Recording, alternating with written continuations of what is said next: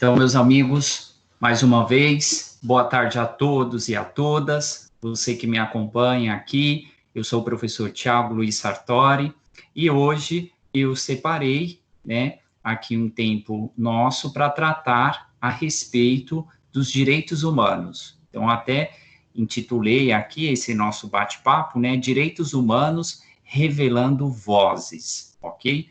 Hoje é dia 17 de abril de 2020, então vamos começar aí a tratar um pouquinho a respeito dos direitos humanos. A gente sabe da importância, dos direitos humanos para toda a sociedade e para a gente que está ali no dia a dia atuando com o direito, a importância que ele representa para a sociedade e para o mundo jurídico e acadêmico como um todo. E mais, em tempo de pandemia, várias questões de retrocesso que nós estamos vivendo aí, principalmente aqui no nosso país. Então, por esse motivo que eu separei esse tema para tratar aqui com vocês.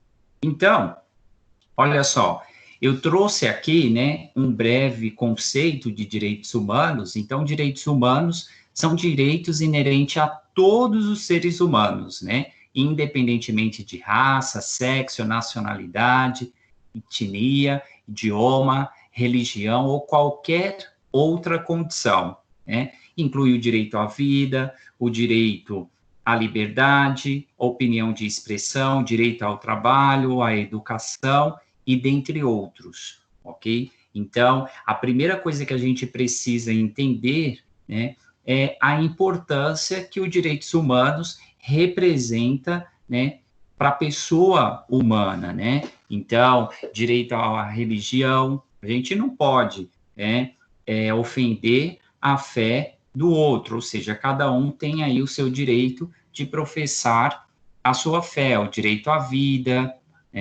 direito à saúde e dentre vários outros direitos, os direitos humanos vêm para tutelar, para garantir, para preservar esses direitos como um todo.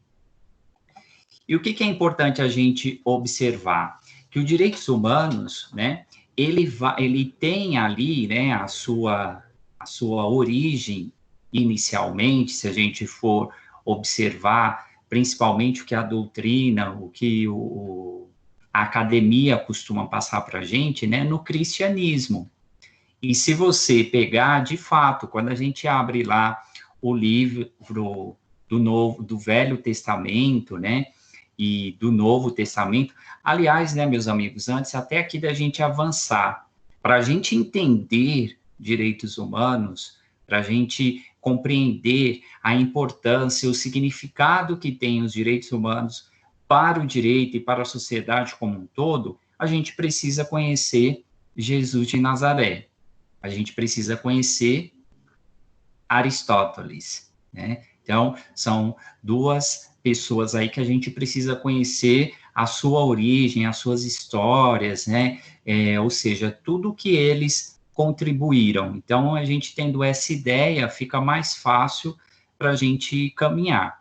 Mas, como eu te falava, os direitos humanos, ele vai ter lá o seu início, com o cristianismo. Então, se você pega o Velho Testamento, você vai ver lá logo no início, que Deus criou o homem à imagem e semelhança, São Tomás de Aquino defendia a igualdade dos seres humanos e a aplicação da justa lei, Da justa lei, ou seja, aquela ideia de igualdade, Então, a gente já começa aí já ter um norte, de como nasce lá o princípio da igualdade, e não só o princípio da igualdade, se a gente pega lá a Carta do João Sem Terra, de 1215, que a gente vê lá, as garantias fundamentais que hoje está tanto aí em debate, como o princípio da dignidade da pessoa humana, devido processo legal,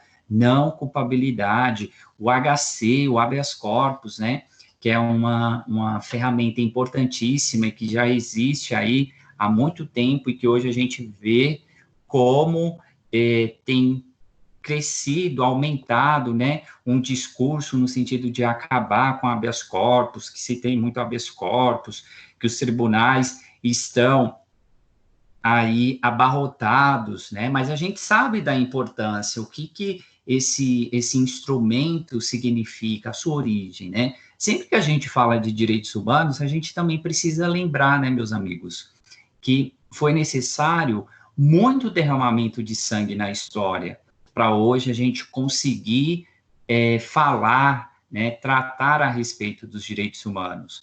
Então, a gente não pode, né, permitir que, de fato, alimente-se um discurso para afastar os direitos humanos, porque a gente sabe o que foi, o que significou, né, vários eventos na história para que a gente hoje consiga aí falar, né, debater e lutar, né, pela sua efetivação, pela efetivação dos direitos humanos. E aqui, meus amigos, a gente tem, né, como um corte na história, se a gente for pegar, a gente tem a Segunda Guerra Mundial. Então, ali, com a Segunda Guerra Mundial, a gente vai ter, né, o nascimento, né, vamos dizer assim, vamos falar assim, um português mais claro, foi o momento em que o mundo acordou, né?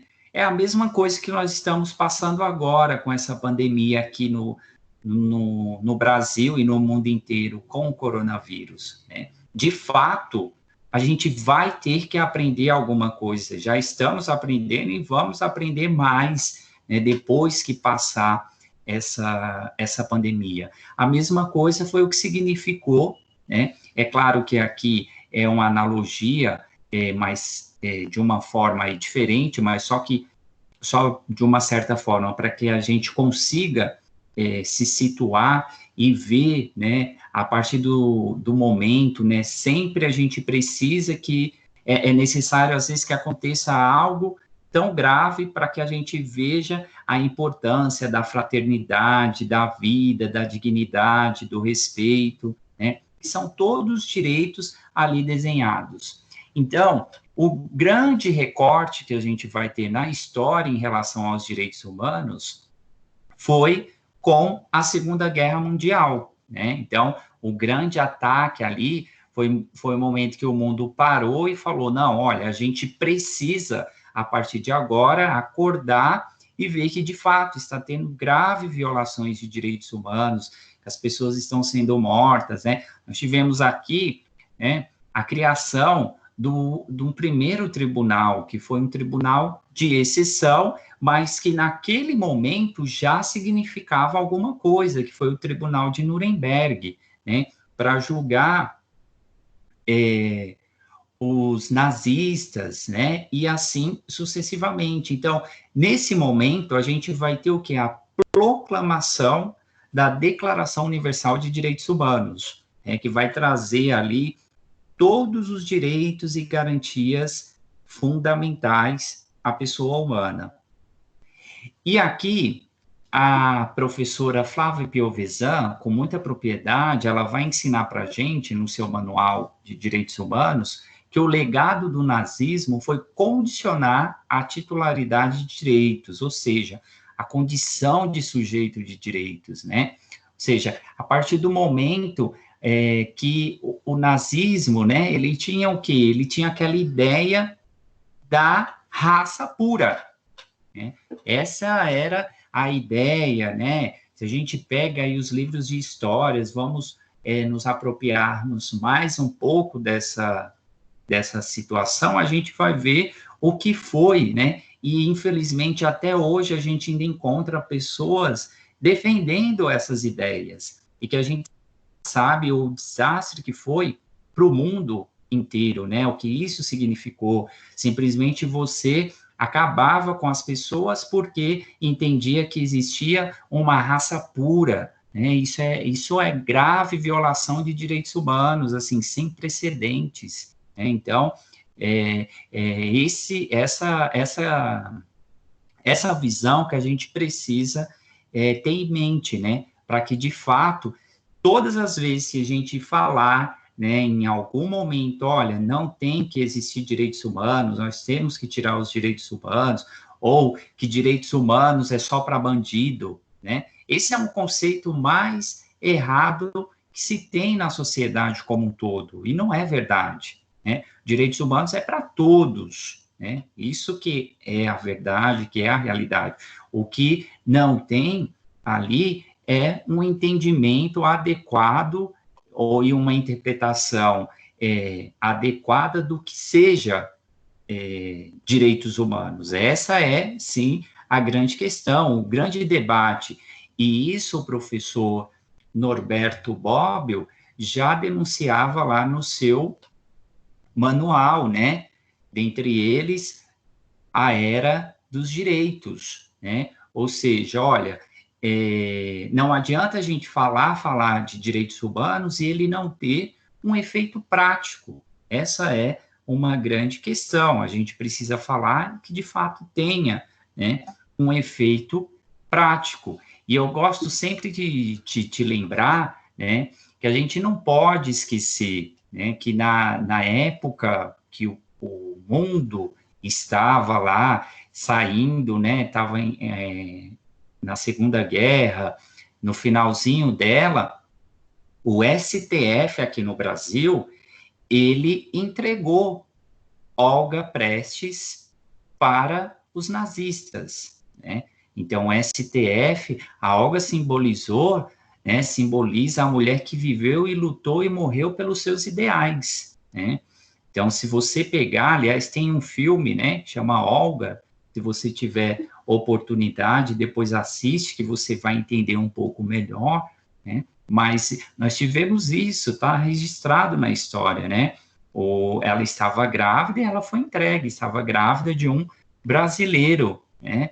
E morreu na câmara de gás, né? Então, até hoje tem a filha dela, né, que mora aqui no Brasil, tem esse filme, tem um livro, vale muito a pena, aqueles que não conhecem, né, assiste lá e procura um pouquinho, mas você vai ver que nessa época, o nosso Supremo Tribunal Federal entregou ela para que fosse julgada e morta pelos nazistas, né? E aí, com aquela ideia, né, era a época de Getúlio Vargas, de comunismo, mas independentemente do que fez ou deixou de fazer, a gente tinha que ter em mente que sabia que se ela fosse entregue, ela ia morrer, ia ser morta, e foi o que aconteceu, né? E aqui, meus amigos, com o término da guerra, né, surge uma necessidade de reconstrução dos direitos humanos. Então, com o final da guerra, vai surgir aí uma necessidade, né, de reconstrução dos direitos humanos, e a ruptura com os direitos humanos, o pós-guerra, deve significar a sua reconstrução, né? A professora Flávia Piovesan coloca isso no seu manual, e, de fato, né, a partir do momento que nós tivemos o fim, o término da Segunda Guerra, então, foi o momento que todo mundo, né, parou, o mundo inteiro, e falou, não, algo precisa ser feito, né? O que não dá é mais a gente permitir que essas situações continuem ocorrendo. E aí, meus amigos, o que aconteceu nesse tempo, né? Foi lançado, que hoje, né, a gente tem aí, uns vão chamar de gerações, outros chamam de dimensões, né? Aqueles que chamam de dimensões não gostam de gerações porque daria aí uma ideia que uma geração passa uma outra. E a gente sabe que, de fato, não é isso, né? Ali foi feita uma divisão por um jurista, né, francês, Karel Vezac, em 1979, ele classificou os direitos humanos em três gerações, cada uma com características próprias, sendo que atualmente outros autores, defendem a ampliação destas categorias para 4 ou 5 gerações. Né? Se você pega aí os manuais de direito constitucionais e de direitos humanos, vocês vão ver que tem autores que têm até a 8ª geração, né? Mas, num primeiro momento, o que a gente precisa ter em mente, né? Quando a gente fala de direitos humanos, a gente fala em 3 gerações, ou 3 dimensões, né? Que aí vai tratar aqui aquilo, né, que ficou vinculado aos componentes da Revolução Francesa. Então, essas 3 gerações de direitos humanos está vinculado aos componentes da Revolução Francesa: liberdade, igualdade e fraternidade. Liberdade, igualdade e fraternidade. Então, quando a gente fala em 3 gerações de direitos humanos, ou 3 dimensões de direitos humanos, é só essa divisão que foi feita olhando ali para os legados, né, da Revolução Francesa, que tratava, né, de liberdade, igualdade e fraternidade. E aí, se a gente pega, né, aqui dentro dos direitos humanos, em relação a essas gerações, a gente vai ter aqui, né, que como de primeira geração, nós teremos o direito de liberdade, os direitos vinculados às liberdades públicas, né, direitos políticos, referentes àqueles direitos que a doutrina, né, e que ficou assim estabelecido como prestações negativas, ou seja, que o Estado deve proteger a autonomia individual, ou seja, garantia mesmo da liberdade. Então, essa vai ser a primeira geração, a primeira dimensão. Você tem que garantir a liberdade. Não dá mais para você prender uma pessoa e não informar a família, ou você prender uma pessoa e torturá-la até a morte, né? Assiste lá, tem um filme sensacional que retrata um pouco do que foi a ditadura militar aqui no Brasil, chama Batismo de Sangue, né? Então, já te falei, o Olga, é importante você assistir, Batismo de Sangue, também importantíssimo, V de Vingança, né? São filmes que vai explicar um pouco essa questão dos direitos humanos, dos direitos fundamentais como um todo, e também, né, facilitar o entendimento, né, da história, principalmente quando se fala, direitos humanos é direito de bandido, e não é verdade, a gente sabe que não é verdade. Mas a primeira geração é essa, né, ela está atrelada diretamente aos direitos de liberdade, que são prestações negativas nas quais o Estado deve proteger a esfera de autonomia do indivíduo, limitando aí a esfera do poder público, né? Então, interceptações telefônicas, sem ordem judicial,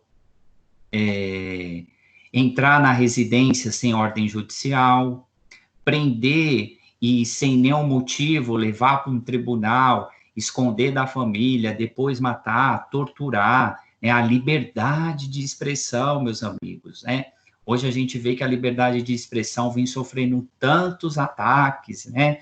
A gente observa aí, principalmente, por toda essa polarização que está a sociedade dividida, né? Hoje você não tem mais os campos, né?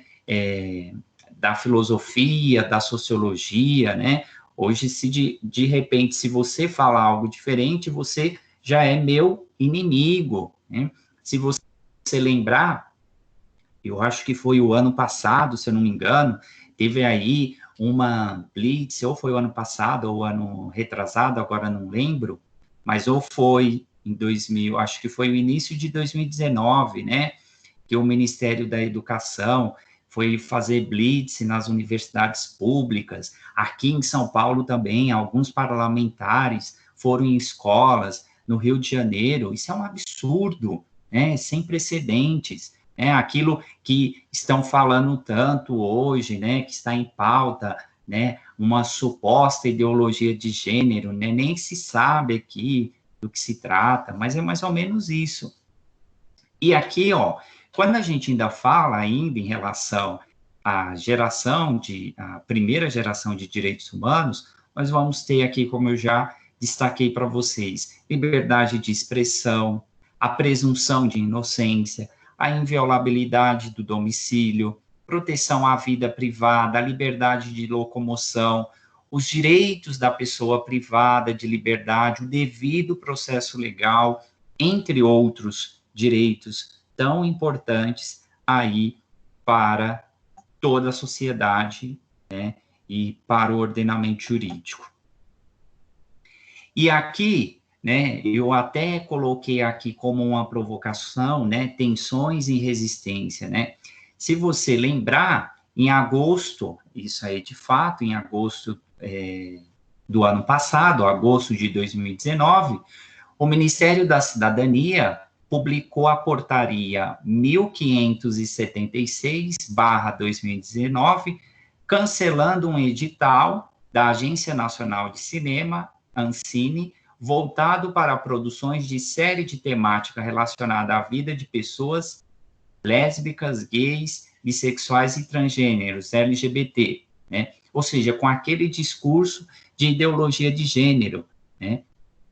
Ou seja, o que vai trazer o debate é a arte, é a ideia, é a manifestação de expressão, né? Você não pode colocar os seus dogmas para proibir qualquer manifestação de expressão. Ela vai ser sempre pautada nos direitos humanos e na Constituição Federal. Esse vai ser o meu norte, né? Agora, o que eu não posso é simplesmente usar de um discurso com um discurso ideológico, vamos assim dizer, né? Porque se a gente fala, principalmente esses que falam em ideologia de gênero, são mais ideológicos ainda, porque não entendem o conceito de ideologia e saem falando da ideologia de gênero, mas esquecem, né, do principal, que é a liberdade de expressão. E mais, um órgão público, né? Porque o Ministério da Cidadania é um órgão vinculado ao Executivo Federal, ou seja, ele tem que tratar a coisa pública, é necessário tratar a coisa pública com impessoalidade, não tratar a coisa pública como se fosse sua, isso jamais, né? Isso não isso é inadmissível, inadmissível. E olha só, ainda se a gente observar aqui, né, em relação a tensões e resistência, é só a gente observar esse discurso que foi criado, né, do Escola Sem Partido, né? Aliás, eu até destaco um livro para que você leia, que chama, né, Esfinge que ameaça a educação e a sociedade brasileira. A esfinge que ameaça a educação e a sociedade brasileira, do professor Gaudêncio Frigoto, né? Então, é importantíssimo, até para a gente entender, né, o que de fato se fala aí dessa escola sem partido, né, e o que ela significa e o retrocesso que ela representa aqui para os direitos humanos. Tem uma frase bem legal, que eu sempre gosto de utilizar ela, principalmente quando eu falo dos direitos humanos, que é do Bauman, que ele vai dizer, né, que nenhuma sociedade que esquece a arte de questionar pode esperar encontrar respostas para os problemas que a afligem. E é uma pura verdade, né? Por quê? É o meu direito de pensar, né? Então, você não... Agora, claro que o meu direito de pensar sempre vai ter limite. Onde que está o limite? Está na Constituição, está nos direitos humanos. Eu não posso, por exemplo, sair aí fazendo apoio ao nazismo ou fascismo, né, e falar que é o meu direito de expressar, porque a gente sabe o que o nazismo, o que o fascismo representou para o mundo inteiro, né? Então, aqui, essa minha liberdade de expressão, ela também vai encontrar limites. Onde estão esses limites? Os direitos humanos, porque eu tenho que sempre pensar nos direitos humanos de forma a ampliar, jamais como retroceder. Aliás, o ano passado, esse foi um embate na nossa sociedade como um todo, principalmente quando a gente falava lá da prisão em segunda instância, né? em relação à violação ao princípio da não culpabilidade, ok? Ou seja, como que a gente vai prender sem o trânsito em julgado? E mais, quando a gente olha para um sistema penitenciário como o nosso, que é formado, na sua grande maioria, por pessoas analfabetas, pobres e negras. Então, são coisas que a gente precisa aí repensar.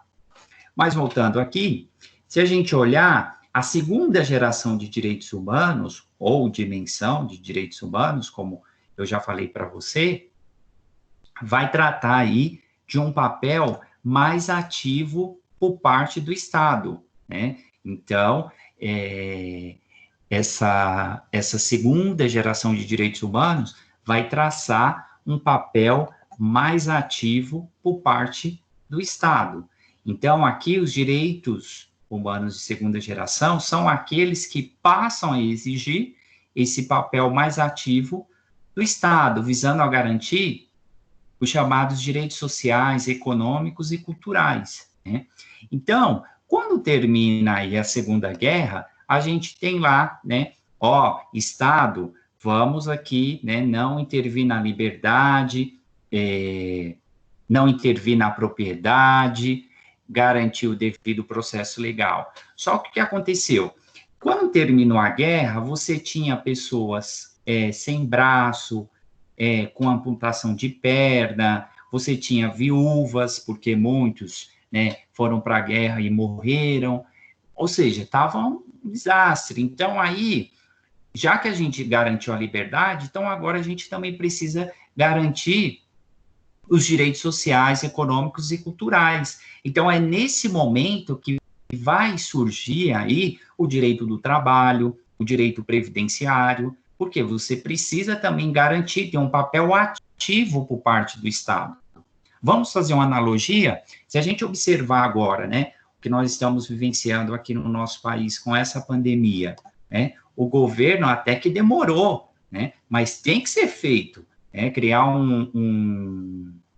uma ajuda, seja o que for, mas precisa, porque a sociedade precisa dessa ajuda, né? Então, tem que ser feita alguma coisa, mas tem que garantir. E quanto mais um país com uma dimensão demográfica como a nossa, com o índice de desigualdade, né? Então, todas essas questões precisam ser analisadas como forma de garantir e de tutelar os direitos humanos, né? Essa é aqui a forma, né? Talvez se a sociedade tivesse um conhecimento mais apurado, né, ou o mínimo que fosse a respeito de direitos humanos, a gente não tivesse tanta desigualdade, né, porque um povo que pensa, que tem conhecimento, vai lutar pelos seus direitos, né? Isso é uma realidade. E aqui, só registrando aqui, ressaltando mais aí para você, né? Ainda na segunda geração de direitos humanos, ou dimensão, nós temos o direito à educação, à saúde, trabalho, moradia, lazer, segurança, previdência social, assistência aos desamparados, proteção à maternidade e à infância, né? E aqui, meus amigos, olha, eu te falo, né, educação. Se a gente pega na história, meus amigos, hoje, né, com todas as críticas que se tem à escola pública, e eu sou particularmente um defensor da escola pública, né, nós precisamos entender o seguinte, né, com todas as dificuldades, com todas as críticas, mas hoje a gente ainda consegue, né, garantir aí um pouco desse acesso à educação. Mas antes da história, isso é muito recente, né? Só tinha acesso à educação quem tinha dinheiro. Pobre não tinha acesso à educação, né?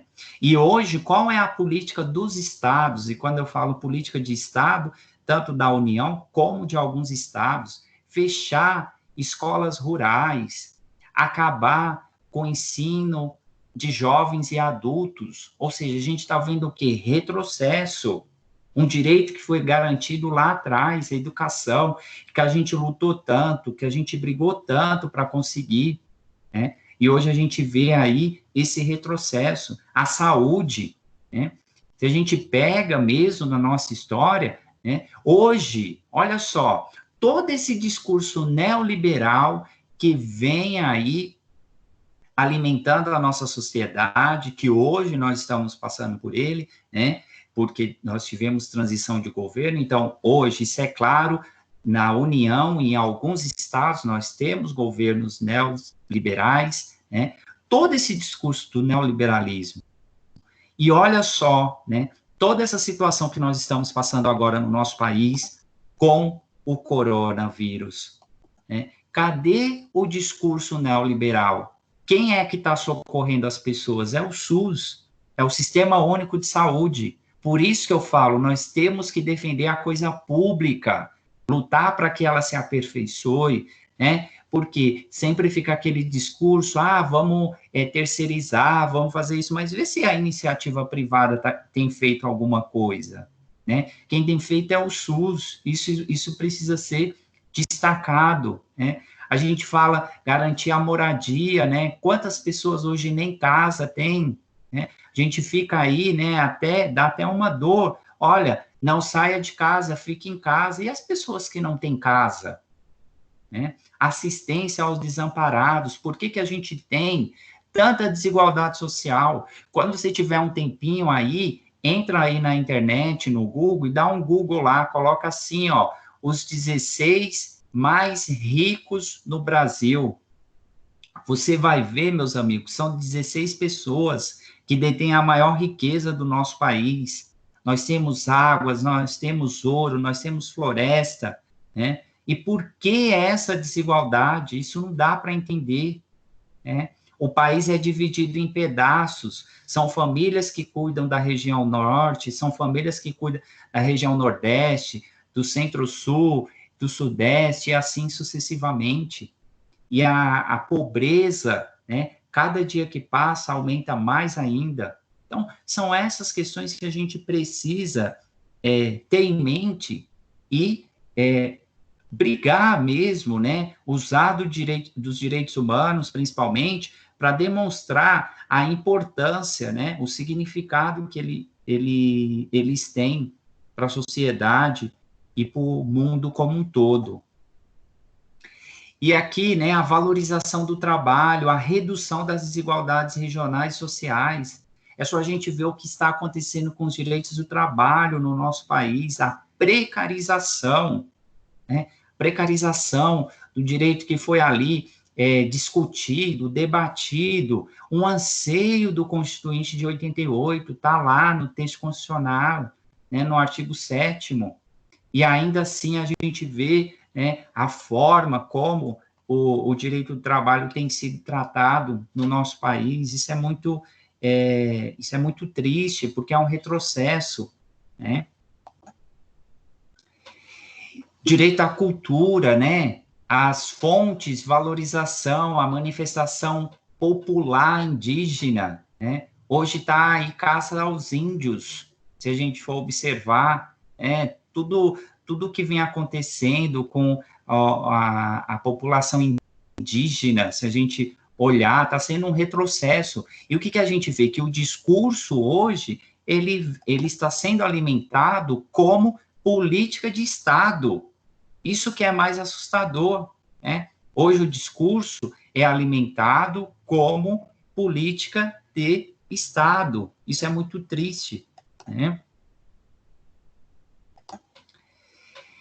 E aqui, meus amigos, eu trouxe até um dado aqui para que você, depois, se você quiser dar uma olhadinha lá, né, no site do IBGE.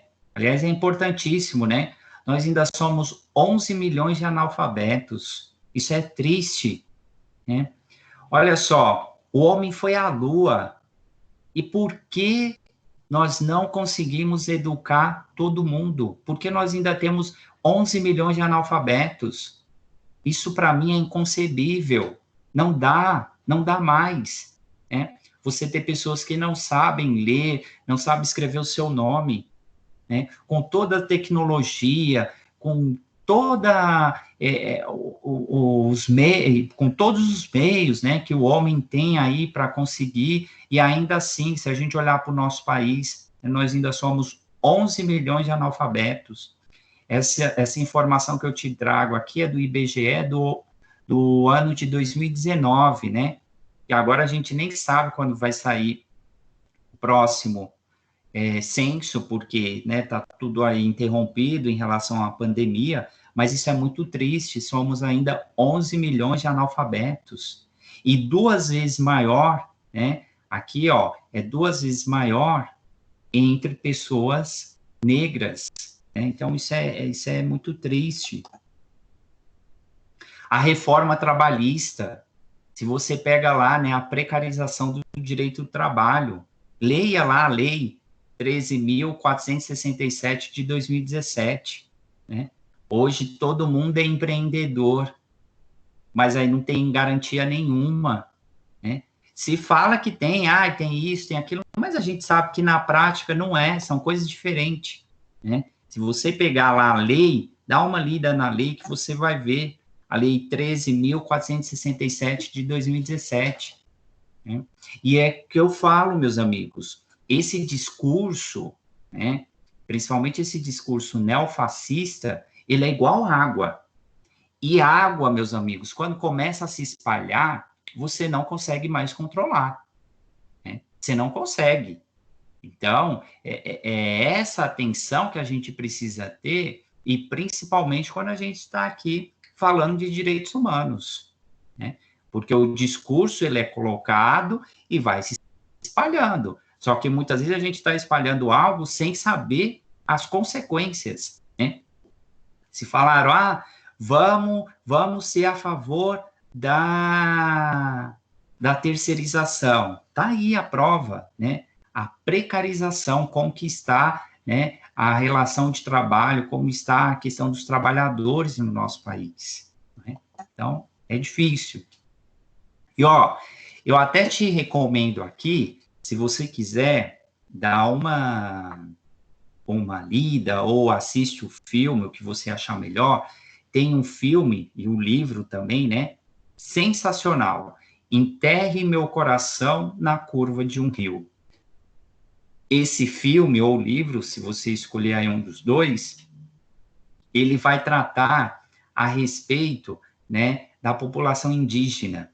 Se a gente olhar aqui, né, para o nosso país, né, se você olhar, nós estamos voltando, né, nós estamos retrocedendo, né, em relação à política indigenista no Brasil, né? É um retrocesso absoluto, em todos os sentidos, né? Esses dias mesmo, teve aí uma reportagem do meio de comunicação, e no outro dia, o diretor lá do IBAMA foi demitido, né? Então, assim, não divulgue nada, né? Aqui quem manda é terra de ninguém, se isso acontecer, você vai ser dispensado, porque é aquele discurso, né? Ou você rema comigo no mesmo barco, ou eu te lanço na água. Então, fica a dica aqui, né? Se você tiver um tempinho, depois leia esse livro, né? Sensacional, Enterre Meu Coração na Curva de um Rio. E você vai ver e observe, né? Tudo que está acontecendo com a população indígena, né? Que foi dizimada no passado e que hoje a gente observa que o massacre, né? Ele tem aumentado diariamente. É só você pegar aí os discursos, né? Se você pegar o discurso daquele representante lá, e agora atual, né, da Fundação Palmares, Sérgio Camargo, você vai ver lá, que foi nomeado, né, ele mesmo disse, né, que o racismo no Brasil é circunstância, ele disse que o racismo no Brasil é circunstancial e provocado pela esquerda, né? Então, de fato, né, ele não sabe, ele, de fato, não conhece a história, né, desse país, não conhece. É o que foi a revolta da Chibata, né? Entra lá, pega um livro de história, vê o que significou, né? nós temos, meus amigos, no Brasil, uma dívida impagável com os negros e com a população indígena. É impagável. Esse é o termo. É impagável. A gente nunca vai conseguir pagar, né, o que representou, o que foi, né, o racismo, e que continua sendo, porque hoje ele é estrutural, né? E com a população indígena também. Então, é uma dívida impagável, impagável.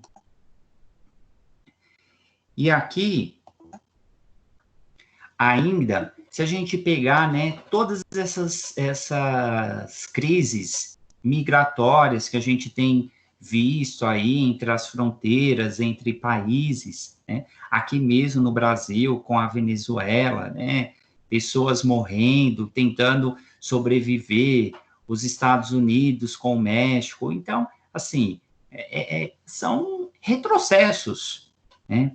Tem um vídeo, e não só o vídeo, mas toda a obra dele, mas se você quiser, procura lá, também está disponível na internet, Globalização, do professor Milton Santos. É um vídeo de 30, 40 minutos, mais ou menos. Olha, ele vai denunciar tudo isso que nós estamos vivendo, né? Então, se você tiver um tempinho, chama Globalização, Milton Santos. Acessa lá e assiste, que é importantíssimo. E aqui, né, meus amigos, a gente caminhando aqui para a terceira geração de direitos humanos, né, conhecido como os direitos de fraternidade e solidariedade, tem como pressuposto a proteção da coletividade ou de grupo social vulnerável, né? Então, aqui, a declaração, quando a declaração traçou, né, quando do início aí dos direitos humanos, que eu já te falei aqui, dividido, né, em primeira, segunda e terceira geração, ou dimensões de direitos humanos, primeira e segunda e terceira dimensão de direitos humanos, a terceira, ela vai falar da fraternidade, que é a paz mundial, né? Isso é o que a gente busca até hoje, e esperamos que aconteça, né? Mas, infelizmente, o que a gente percebe, né? Que cada dia mais, né, o ser humano, ele tem, né, se afastado, né, do conceito de direitos humanos, de pensar num coletivo, de ter um olhar mais solidário, né? Por isso que eu falei para vocês, eu espero que, de fato, né, com o passar dessa pandemia, o mundo inteiro consiga se renovar, né? Em todos os sentidos, né? Eu posso até não concordar com o meu colega do lado, mas eu tenho que respeitar a ideia, né? Isso que é importante, né? Eu falo que se nós tivéssemos na época das bruxas, né, várias pessoas seriam queimadas em praça pública, né, porque pensou diferente, já se torna um inimigo, né? Ou seja, esquece dos direitos humanos, esquece da liberdade de expressão, esquece da coletividade, da fraternidade, do respeito, né? E aqui, né, meus amigos, aqui é uma provocação que eu trago também para vocês, né? Se a gente lembrar o que representou, né, Brumadinho, né? O que representou, né? Mais de 200 pessoas, né, em nome do dinheiro, em nome do poder, em nome da ganância, né? Um desastre ambiental sem precedentes na história, né? Então, o que representou, né? Grave violação de direitos humanos, né? E o que o Estado tem feito, né, para evitar que situações dessas aconteçam, né? Então, é essa a ideia que eu gostaria aqui, nesse primeiro momento, de compartilhar com você. Lembre-se, né? Hannah Arendt já dizia, já ensinava lá para a gente, a essência dos direitos humanos é o direito de ter direitos. E é isso, né?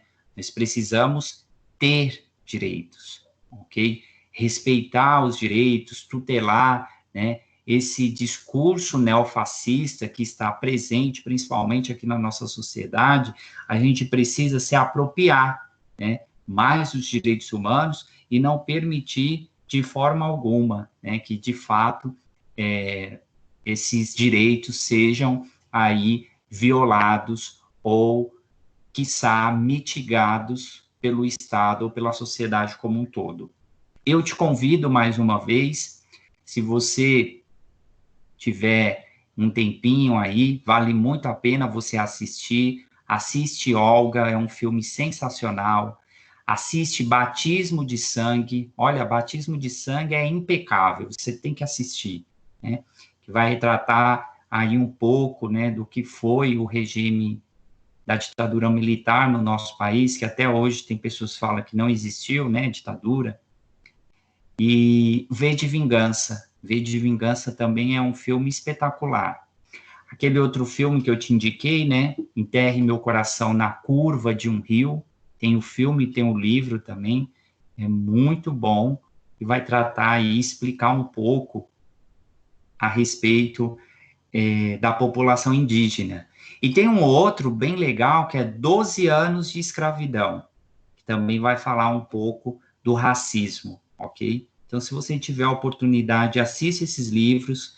Eu espero que esse nosso bate-papo aqui de direitos humanos tenha aí despertado, né, algumas questões em você.